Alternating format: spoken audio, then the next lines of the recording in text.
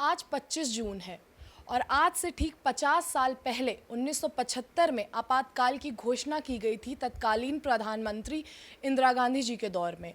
कांग्रेस सरकार थी। वो दौर था जब इमरजेंसी लगी थी और देश में हर नागरिक की आज़ादी पर ताला लगा दिया गया था। विपक्ष की आवाज़ को कुचला गया था और किस तरह से लोगों को जो आवाज़ उठा रहे थे उनको जेल में भरा गया था। हमारे साथ मौजूद हैं उत्तर प्रदेश सरकार के minister information technology and electronic minister Sunil Kumar Sharma जी।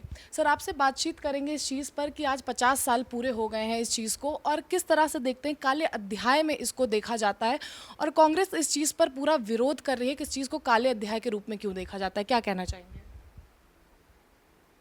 कांग्रेस को माफ़ी मांगनी चाहिए देश से आपातकाल के लिए, बजाय इसके कि वो विरोध कर रहे हैं। आपातकाल घनघोर काला अध्याय था। देखिएगा, देश की आज़ादी कितने लोगों ने अपनी शहादत दी, लोग फांसी पर झूले, जलियांवाला बाग में लोगों को भून दिया गया, तब जाकर के देश आज़ाद हुआ। आज़ाद हुआ, इसमें लोकतंत्र कायम हुआ, संविधान लागू हुआ। लेकिन 1975 में इंदिरा गांधी जी अपना मुकदमा हार गई हाई कोर्ट से, और उन्होंने अपनी कुर्सी बचाने के लिए देश पर आपातकाल थोप दिया।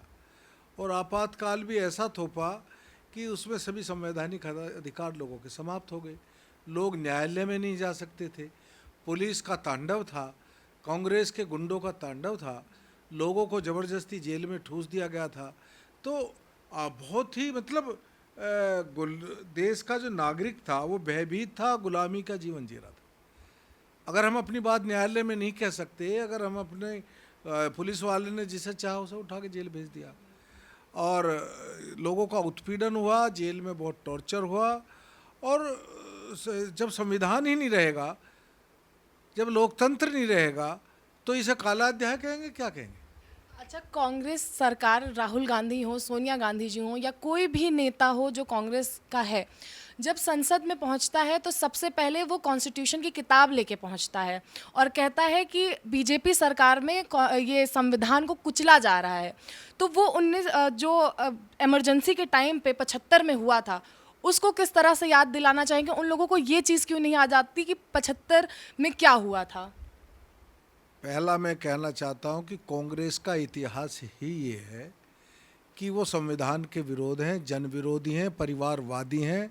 वो इस देश को अपने परिवार की बपोती समझते हैं, और जब कोई दूसरा लोकतांत्रिक तरीके से चुन करके आ जाता है तो उस पर आपातकाल लगा करके जेल में डालने का काम किया है। वही मानसिकता आज तक है, और राहुल गांधी जी और जो दूसरे कांग्रेस के नेता हैं उनमें भी वही मानसिकता व्याप्त है। उनको, वो नरेंद्र मोदी जी को बर्दाश्त नहीं कर पा रहे हैं कि एक गरीब का बेटा, एक चाय वाले का बेटा इस देश का सफल प्रधानमंत्री बना है। संविधान को उन्होंने कुचला है। संविधान की अगर पूजा की है, संविधान को अगर सम्मान किया है और पूजा की है एक उपासक की भांति, तो वो देश के यशस्वी प्रधानमंत्री आदरणीय नरेंद्र मोदी जी ने की है। संविधान की रक्षा के लिए उन्होंने काम किया है। और ये झूठ बोलना, भ्रम पैदा करना, लोगों को भ्रमित करना, ये कांग्रेस का परंपरागत रवैया रहा है, उसी को आज चला रहे हो। जब ये चल रहा था 1976 में 45वें संशोधन में, संविधान संशोधन में सेकुलरिज्म शब्द यूज़ किया गया था। आपको नहीं लगता कि इसकी ज़रूरत नहीं थी जो इमरजेंसी के टाइम पे यूज़ किया गया था? हमारा देश सेकुलर ही है, तो इसको सरकार हटाने का कुछ नहीं सोच रही है?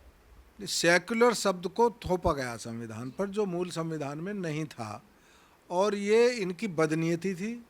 हिंदू और सनातनियों के प्रति इनकी दुर्भावना थी, क्योंकि पंडित नेहरू कहा करते थे कि मैं बाई चांस हिंदू हूँ। उनको हिंदू होने में शर्म लगती थी। और मुस्लिम तुष्टीकरण की पराकाष्ठा कांग्रेस ने सदैव की, समानता का भाव नहीं रखा, और सेक्युलरिज्म के नाम पर हिंदुओं का उत्पीड़न करने का काम कांग्रेस ने सदा किया और आज भी करना चाहती है।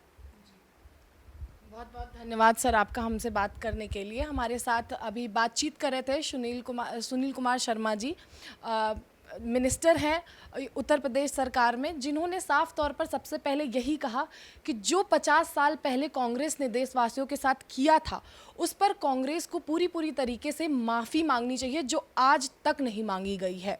कैमरामैन जितेंद्र के साथ मैं रिमझिम सिंह, सुदर्शन न्यूज़, गाजियाबाद।